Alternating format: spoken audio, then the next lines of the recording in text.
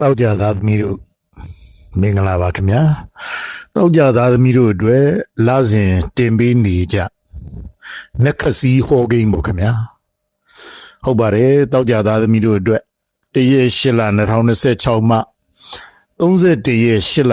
2026အထိတလလုံးစာနက်ခပြီးတဲ့ဟောကိန်းနေဖြစ်ပါတယ်ဥစွာပထမကျွန်တော်တို့ကဒီနက်ခစီဟောကိန်းကိုနက်ခဂျိုးအားလုံးနက်ခတ်သွားတာကိုဟောမှာဖြစ်တဲ့အတွက်တပိုင်းချင်းနားထောင်ပေးပါအခုအရင်ဆုံးဟောပြီးမှတနင်္ဂနွေဂျိုးစီနက်ခတ်တနင်္ဂနွေဂျိုးကဒီ8လပိုင်းထဲမှာပေါ့နော်ဟိုနက်ခတ်၄လုံးပြောင်းစီတယ်၄လုံးပြောင်းပြီးတော့စီတယ်1ရက်2ရက်3ရက်ဖူရှာနက်ခတ်စီပါတယ်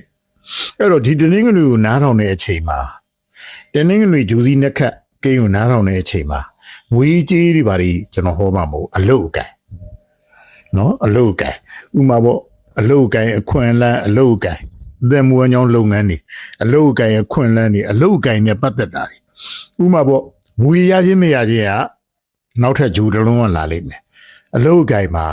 1ရက်2ရက်3ရက်ထိအောင်ဆင်းပြေးတယ်4ရက်နေရဆိုအလုတ်အကင်မှာအပေါက်လန်းမတည့်တော့ဟုတ်တယ်နော်4ရက်နေရနေအပေါက်လန်းမတည့်တော့လောအလုတ်ထဲစိတ်မပါသလိုလိုအလုတ်လိုရတာအစင်မပြူပြေသလိုလိုလုပ်ငန်းမှာလုပ်ဖို့ကြိုက်ပဲဒီနဲ့မဆုံးသလိုလိုအလုတ်အကင်မှာလမ်းမတန်းတော့ဘူးပေါ့ဗျာမဖြောင်ပြူတော့နော်ဖီယာရီအလုတ်နဲ့လူနဲ့အလုတ်ထဲမှာပင်ပန်းနေတာမျိုးဟုတ်လားဟိုမနိုင်ဝင်ထားရတာမျိုးဒါကအလုတ်ထဲမှာကိုယ်စိတ်ကအလုတ်ထဲမှာစိတ်မရောက်တော့တာမျိုးအလုတ်နဲ့ပတ်သက်ကတိကောက်ဒီဖြစ်တတ်တယ်အလုတ်ငန်းလမ်းကြောင်းလမ်းမတန်းဘယ်နည်းကနေတော့ဆို4ရက်နေရနေ30ရက်နေထီအောင်ဆိုတော့တလားလုံးနီးပါပဲနော်အလုတ်အစင်မပြေဘူးအလုတ်တိုးချဲ့ကျင်တာတွေတောက်ကြသားသမီးတွေအတွက်ဒီလာထဲမှာမလုပ်ပါဘူးမလုံးနဲ့ဟုတ်လားအကယ်၍တောက်ကြသားသမီးတွေမှာဒီတနင်္ဂနွေကျော်ကပြောနေတာဆိုတော့နှလုံးယောဂါတို့ဘာလို့ရှိတယ်ဆိုရင်လည်းအစင်မပြေတာတွေဖြစ်တတ်တယ်4ရက်နေရနေ30ရက်နေအထိအယူနဲ့ပတ်သက်တဲ့ယောဂါနှလုံးနဲ့ပတ်သက်တဲ့ယောဂါဟုတ်လား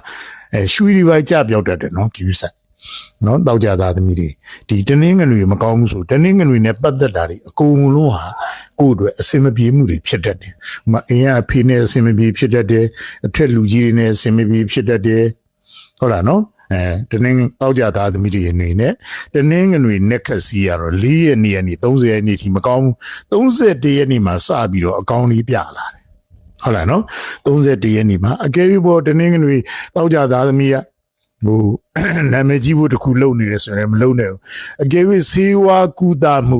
အစီအစဉ်ပေါ့နော်ဟိုဆရာဝန်ညွှန်ကြားချက်ကတော့လိုက်နာပါကိုယ်စိတ်ကူးနဲ့ကိုပေါ့နော်ကိုယ်စိတ်ကူးနဲ့ကိုကတော့စီးကူတာပါရှောင်းနော်ဆရာဝန်ကတော့ဒီရက်ပိုင်းကူမှရမှာဆိုကူပါဆရာဝန်ညွှန်ကြားချက်ကိုလိုက်နာကိုယ်စိတ်နဲ့ကိုကတော့နော်ဘာမှဟောပြအဲ့တော့လင်းငွေစိတ်နေမစွာတဲ့စိတ်တွေလည်းမငြိမ်တတ်ဘူးဆုံးဖြတ်ချက်တွေလည်းမှားတတ်တယ်စိတ်တွေကလည်းဟိုပေါ့နော်ဟိုမကောင်းတဲ့စိတ်တွေပေါ့နော်အကောင်းမြင်ဝါဒတွေနည်းနေတတ်တယ်အဆိုးမြင်စိတ်တွေနဲ့ပဲဟိုဖြစ်ပေါ်နေတတ်တယ်အဲ့ဒါကြောင့်တနင်္ဂနွေဂျူစီနက်ခက်ကတော့1ရက်2ရက်3ရက်ထိကောင်းတယ်4ရက်နေရနေ30ရက်နေအထိတောက်ကြသားသမီးတွေကိုကောင်းတယ်လို့မပြောဘူးခင်ဗျဆိုးတယ်တဲ့မကောင်းဘူးတဲ့ဆင်ញင်မာတဲ့အလုပ်ကိုအခွင့်အမအလုပ်လျှောက်တဲ့အလုပ်အတွက်မျောနေတယ်ဆိုရင်ဒီလာထဲမှာဟိုနည်းနည်းတော့အလုပ်နဲ့ပတ်သက်တဲ့ဟာတွေကတော့ကံမကောင်းတတ်ဘူးအဲ့လိုတာမှတ်ထားလိုက်ဟုတ်ပြီတနင်္ဂနွေဂျိုပြီးတော့ဗုဒ္ဓဦးဂျိုပြောမယ်ဗုဒ္ဓဦးဂျိုက1ရက်8လနေ31ရက်8လအထိဒီ8လပိုင်းတလလို့နက်ခတ်စီ3လုံးပြောင်းတယ်ဗုဒ္ဓဦးကြတော့ဘာနဲ့ဆိုင်တော့ဆိုစကားတွေနဲ့ဆိုင်နော်စကားဝါစာကာရကသူကနော်စကားနဲ့ဆိုင်နေလက်ဆောင်ပန်းနာတွေနဲ့ဆိုင်နေခုနအလုတ်ကအလုတ်သက်သက်ပဲဒါဗုဒ္ဓကလက်ဆောင်ပန်းနာတွေဗုဒ္ဓကျူကကြောင့်တလားလုံးကောင်းတယ်လို့ပြောတာပြောစကားဆိုစကားတွေအစင်ပြေမယ်ပေါ့ဗျာတရင်ကောင်းနေကြားမယ်ကိုပြောတာကြီးလဲကိုကလည်းသူများကိုသိစေချင်တာလဲသိခွင့်ပေးရနိုင်တယ်ဟိုကိုစီလဲတရင်ကောင်းနေရောက်လာနိုင်တယ် ဟုတ်လားသတင်းကောင်းဆိုတာကျန်တဲ့အလုပ်မှမဟုတ်ဘူးလေဗျာဒါပေမဲ့ကိစ္စကြီးလည်းရှိသေးတာဟုတ်လားနော်အဲ့တော့ဟိုအလုပ်ထဲမှာဖိအားများရီစကားကြတော့ဝါစာကာရကသားသမီးတွေဗုဒ္ဓဆိုတာသားသမီးနဲ့လည်းဆိုင်တယ်သားသမီးတွေအတွက်စိတ်ချမ်းသာမယ်အဲ့ဒါမျိုးလေးပေါ့နော်ဟိုပြောရတာဆူရတာအဆင်ပြေမယ်မှာပါကိုမှအာယုံကြောတွေပါတွေယောဂတွေပါရှိရင်တက်တာမယ်အဆင်ပြေမယ်ပေါ့နော်အဲ့ဒါတွေကိုပြောတယ်အဲ့တော့ဒီဗုဒ္ဓဂျိုကောင်းပြီဆိုတာ ਨੇ သူဗုဒ္ဓဂျိုကဘာအနံ့ကိုပြောတာမှုမှုကြံ့ကြံ့နေတယ်နော်လက်တွေရွှင်လာလိမ့်မယ်ကိုကမှုမှုကြံ့ကြံ့နေနေတာနဲ့တပြိုင်နက်တောက်ကြသားသမီးတွေအနေနဲ့လာပါပြီအဆင်ပြေနေအလုပ်ထဲမှာပင်မနာတို့အလုပ်ဖိအားတို့ဘာလို့တတ်တယ်လက်ဆောင်ပန်းနာရတာတို့ပြောစကားဆိုစကားအောင်နာတို့ပြောရဆူရတာနဲ့အဆင်ပြေတာတို့စိတ်ချမ်းသာစရာသတင်းလေးတွေကြားတာတို့ဒါတွေကတော့ဗုဒ္ဓနဲ့ပတ်သက်တာတွေကောင်းတယ်တဲ့ဒလလုံးကောင်းတယ်ဗုဒ္ဓပြီးတော့တောက်ကြကိုပြောမယ်တောက်ကြကြောင့်ငွေရကန်နဲ့ဆိုင်တယ်ငွေကြီးနဲ့ဆိုင်တယ်နော်လုပ်ငန်းရမှငွေမဟုတ်ဘူးနော်ငွေကြီးအတွက်ကောင်းတယ်ပေါ့ဗျာငွေကြီးကန်ကောင်းတယ်အခြေခံအိမ်တော်ကြီးကန်ကောင်းတယ်ငွေကြီးကန်ကောင်းတယ်ငွေရှာလို့လွယ်တယ်ဟုတ်လားဥမာပေါ့ဟိုအလုတ်ဆိုတာကဗျာကျွန်တော်ကငွေနဲ့မဆိုင်ဘူးငွေရတာပဲတခါတည်းအလုတ်ထဲမှာဒါပင်မနဲ့ငွေရတော့ရတယ်ဖြောင်းဖြူရတယ်ဟောအဲ့လိုမျိုးပေါ့နော်အလုတ်နဲ့ပတ်သက်ငွေနဲ့မရောနဲ့ငွေကြီးကန်ကောင်းတယ်မထီပေါက်လို့လည်းငွေရနိုင်တာပဲသူများလာပြီးလို့လည်းရနိုင်တာပဲရဖို့ရလဲကျွေးရလက်ဆက်တာလည်းရနိုင်တာပဲငွေကြီးကန်ကောင်းတယ်အခြေအိမ်တော်ကြီးကန်စင်ပြီးနေနော်လူပြူတွေလည်းအခြေကန်ကောင်းတယ်အိမ်တော်ရှင်ဒီမှာလည်းအခြေကန်ကောင်းတယ်အကယ်၍ဘောတောက်ကြသားသမီးတယောက်ကကိုယ်မွေးနံတောက်ကြအမှုပညာလုပ်ငန်းတွေလုပ်နေရဆိုရင်အဆင်ပြေတာပေါ့နော်အဆင်ပြေုံမဲ့တော့ကြော်ကြားမှုတို့ဘာလို့ကြတော့အကွာမဖြစ်ဘူးတခုရှိတယ်နော်တနင်္ဂနွေကဂုံတိတ်ခါနဲ့ပတ်သက်တယ်နော်ခုနတနင်္ဂနွေမကောင်းတဲ့အတွက်ဂုံတိတ်ခါထိပါတတ်တယ်နော်အဲ့ဒါလို့ကြည့်ဆိုင်ခုနပြောဦးမေ့သွားလို့တောက်ကြငွေကြီးကနော်ငွေကြီးကအဲ့မှာရင်ရထားနဲ့ဆိုင်နဲ့ခီးသွားတာနဲ့ဆိုင်နဲ့အခီးသွားလုပ်ငန်းတို့အောင်လုပ်နေတဲ့လူတွေတောက်ကြသားသမီးဆိုရင်ကောင်းတယ်နော်တောက်ကြစနေ8လနေ25ရက်8လထိပူကောင်းတယ်တဲ့နော်ပူကောင်းတယ်လို့ပြောထားတယ်တလားလုံးကောင်းတာပါနော်တောက်ကြငွေကြီးကဟိုတောက်ကြသားသမီးတွေအတွက်ဓနကာရကလို့ခေါ်တာဟုတ်ဓနကာရကပရိယကာရကဝါဟနကာရကရင်ဟာကန်ကောင်းတယ်ခီးသွားလို့ကောင်းတယ်အချီအိမ်တော်ကြီးတွေပရိယကာရမရပြောတာနော်အိမ်တော်ကြီးအချီတွေဟိုအစင်ပြေတယ်ပေါ့ဗျာဆိုလိုတာနော်အဲ့တော့တောက်ကြကတော့ဟိုတောက်ကြကောင်းပြီဆိုရင်မပင်မပန်းရတတ်တာပေါ့နော်ငွေရဖို့တိတ်မခက်ဘူးပေါ့ဟုတ်ပြီတောက်ကြပြီးတော့ဂျာတာပရိဂျိုနက်ခက်စီကိုပြောမယ်ဂျာတာပရိဂျိုနက်ခက်စီကသူကဒီလို1ရက်8လနေ31ရက်8လဒီရောနက်ခက်နှလုံးပြောင်းတယ်နော်8လုံး9လုံးနက်ခက်ဒီပေါ်ပြောင်းတယ်တောက်ကြသားသမီးတွေကိုဒီဂျာတာပရိဂျိုဖြတ်တန်းတဲ့နက်ခက်ကကောင်းတယ်တဲ့ဟိုကျွန်တော်တို့ကဘလို့ဟောနက်ခက်ကိုနက်ခက်လို့သဘောထားဂျူနက်ခက်ကလမ်းကြောင်းကြီးပေါ့နော်လမ်းကြောင်းကြီးပေါ့နက်ခက်တစ်လုံးရဲ့ပါလမ်းမှာကျွန်တော်ရန်ကုန်မန္တလေးသွားတယ်ရန်ကုန်မန္တလေးလမ်းမကြီးသွားတယ်မြန်လမ်းမကြီးသွားတယ်မိုင်းနိုင်နေရှိတယ်နော်နက်ခက်ဒီအဲ့မိုင်းနိုင်ရဲ့အမှတ်သားတွေပဲဟာငါတို့ဂျာတာပရိဂျိုမင်းညက်သွားနေတာဖူရှာနက်ခက်ကိုရောက်ပြီဂျာတာပရိသားသမီးတွေဟိုတောက်ကြသားသမီးတွေအတွက်ဖူရှာနက်ခက်နာမှာဂျာတာပရိဖြန့်ကောင်းတယ်အဲ့လိုပြောကြတာနော်အဲ့ဒါနက်ခက်နဲ့ဂျိုနဲ့ခွဲပြီးတော့မြင်တာနော်ခွဲပြီးတော့မြင်ဟိုနက်ခက်တွေကလမ်းဘေးကကျွန်တော်တို့လမ်းခီးရဲ့မှတ်တိုင်နေနဲ့တူတယ်ဂျိုကရှင်ရထားကြီးနဲ့တူတယ်ဟုတ်လားနော်ဒါနက်ခက်စကြီးရဲ့လည်းလှည့်နေတာပဲနော်ဒီရင်ထားကလည်းအဲ့နက်ခက်နေပဲကိုသွားနေတာပဲအဲ့တော့ကျတော့ဟိုဖူရှာနက်ခက်အဒလိဒနက်ခက်ဘောဂျာတာပရိဂျူကောစာသွားတော့မှာတောက်ကြသားသမီးတွေအတွက်ကောင်းတယ်ဘာကောင်းတာတော့ဘယံပန္နာရေးချင်နေနော်ပန္နာရေးချင်နေကောင်းတယ်ငွေကြီးလေပတ်မငွေရူပြီးတဲ့လုပ်ငန်းတို့ကိုဟိုပေါ့နော်ငွေကြီးဥယျာဉ်လုပ်ငန်းတို့ရွှေနဲ့ပတ်သက်တဲ့လုပ်ငန်းတို့တောက်ကြသားသမီးလည်းကိုယ်ကဖြစ်မယ်ဆိုရင်ဂျာတာပရိဂျူဖူရှာနက်ခတ်ပေါ်စီးတော့မှာကိုယ့်အတွက်ကောင်းတယ်ပေါ့ဗျာဆိုလိုတာနော်ဒါအများနဲ့တော့မဆိုင်ဘူးနော်တောက်ကြသားသမီးတယောက်နဲ့ ပြောတာအဲ့တော့တောက်ကြသားသမီးတွေဥမာဥပဒေနဲ့ပတ်သက်တဲ့ကိစ္စတွေကြာသပတေးကစီကံဓမ္မတဥပဒေနဲ့လည်းဆိုင်တာဟုတ်စီကံဓမ္မတကိုချမှတ်ထားတဲ့ဥပဒေစီကံပေါ့နော်စီကံนี่ဖောက်ပြလို့တော့မရဘူးဒီကြာသပတေးကျိုးကကောင်းတယ်ဆိုတဲ့အချိန်မှာစီကံရှိလေးနေလှုပ်တင်လှုပ်ထိုက်တာပဲလှုပ်ပေါ့နော်အဲ့ဒါဆိုပို့ပြီးတော့အကျိုးပေးမှာပေါ့နော်အဲ့တော့တောက်ကြသားသမီးတွေအတွက်ကြာသပတေးကျိုး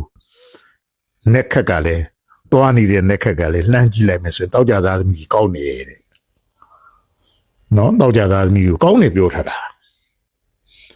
နော်ဥမာပေါ့ဟိုကြာသပတေးကျိုးကဂုရုဗျဂုရုဆိုတော့ဟိုဆရာကြီးပေါ့နော်ကောင်းတယ်ပေါ့အထက်ပုဂ္ဂိုလ်တွေပတ်သက်လို့ကောင်းတယ်ကိုဝေရဖះရှင်ကိုခြင်းစိတ်တွေဖြစ်လာမယ်ဖះ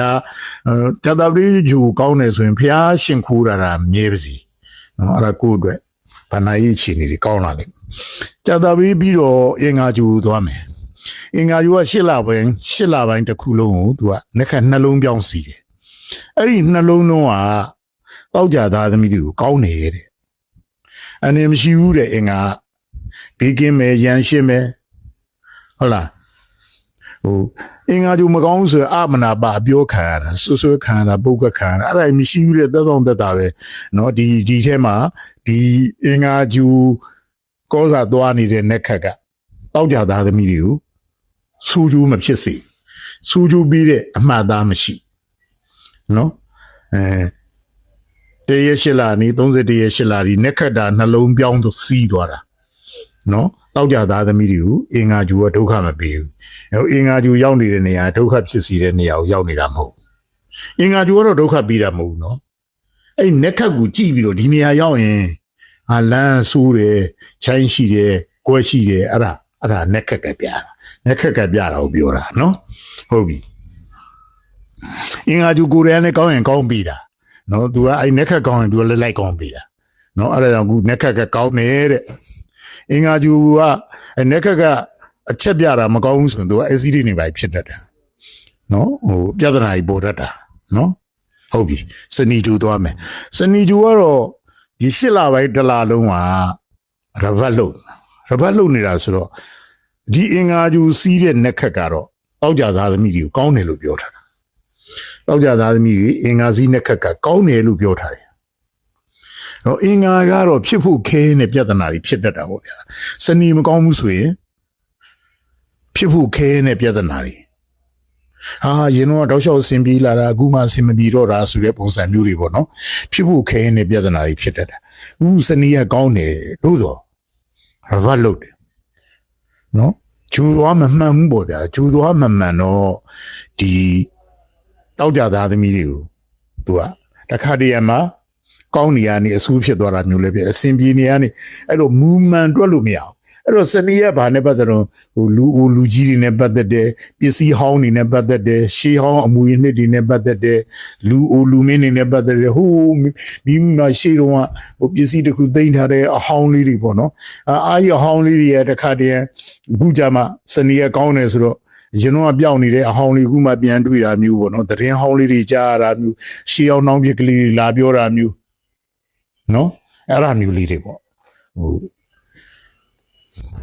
အတိတ်ကဖြစ်ရဒီပေါ်ပေါက်လာတာပေါ့နော်အကယ်၍စနီဂျူကမကောင်းဘူးဆိုတော့အတိတ်တော့ပြုခဲ့တဲ့အမှုဟောင်းတွေပေါ်လာမှာပေါ့အခုဟာကစနီဂျူကတောက်ကြသားသမီးကိုကောင်းတယ်လို့ပြောထားတာနော်အမှုဟောင်းပြဿနာဟောင်းတွေကတော့ဒုက္ခလာပြီးမှတော့မဟုတ်ဘူးနော်ကောင်းတဲ့ရှေးတော့ကောင်းတဲ့ဟာလေးဟိုးရင်တော့မဆက်တဲ့ကျူးကြီးပေါ့အခုမှပေါ်လာပြီးငါပြီးချင်နေတာအခုမှပြီးနိုင်လို့လာပြီးတာအဲ့ဒါမျိုးတွေရတတ်တာပေါ့ကျွေးဟောင်းမြေဟောင်းတွေရတတ်တာပေါ့စနီးကကောင်းတယ်လို့ပြောတာလीစနီးကမကောင်းပြောရင်တော့ပြဿနာဟောင်းတွေပေါ်တတ်တာအဲ့ဒါမှတ်ထားနော်ဟုတ်ပြီကဲအဲ့ဒါဆိုယာဟုကိုသွားမယ်နော်ယာဟုကနက်ခက်နှလုံးပြောင်းစီတယ်နော်ယာဟုကနက်ခက်နှလုံးပြောင်းစီတော့တောက်ကြသားသမီးတွေကိုဘာပြောဆိုယာဟုကလည်းမကောင်းဘူးလို့မပြောဘူးယာဟုကလည်းကောင်းတယ်တဲ့ယာဟုကသူကပိတ်ပင်တားစီတတ်တာမခီးသွားတယ်ဗျာဟိုတော့ကြဟိုနာတားလိုက်ဒီနာတားလိုက်ဒါယာဟုမကောင်းရင်ဖြစ်တတ်တာသူယာဟုကကောင်းနေတဲ့မယာဟုကောင်းရင်ယာဟုမကောင်းရင်သူရေးသွားလား ဟိုထုံချီတွေလက်ဒီဟိုလေရမလျှောက်တာတို့သူရမလျှောက်တာတို့နော်ဟိုအဲ့လိုမျိုး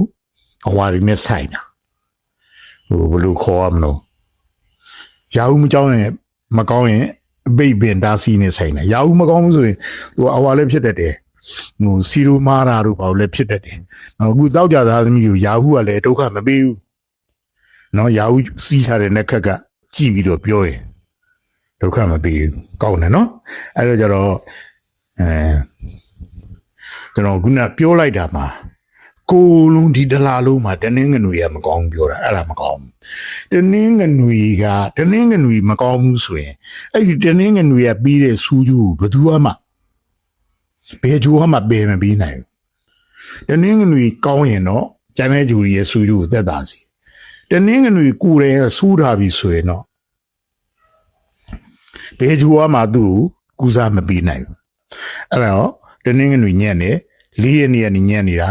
ဟုတ်လား30ရက်နေ့ထိအောင်ညံ့တယ်အဲ့တော့ထူးတဲ့ဖြစ်လုပ်ငန်းတိုးချဲ့တာတွေနော်လုပ်ငန်းတိုးချဲ့တာတွေအလုံးနဲ့ပတ်သက်တဲ့ဟိုပေါ့နော်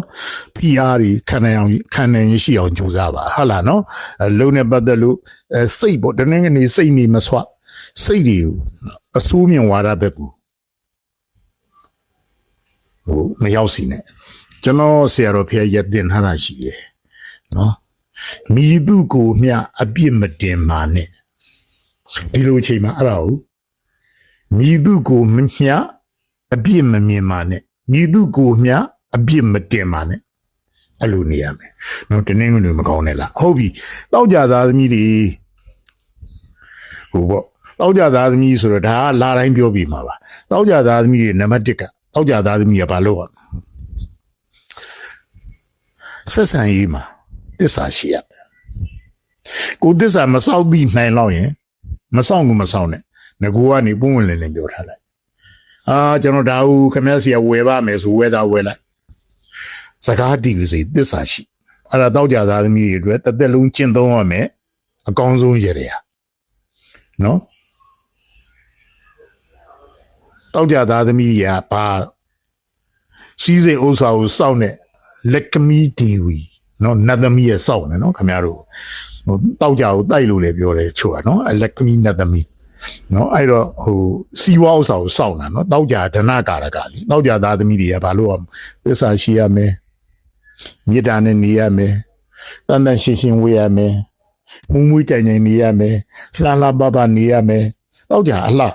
ပါလေတာယာနာပြောဖို့စကားဖြစ်အောင်ပြောရမယ်ပြောတတ်ဆိုတတ်ရမယ်အပြောအဆိုလေးတွေမှာ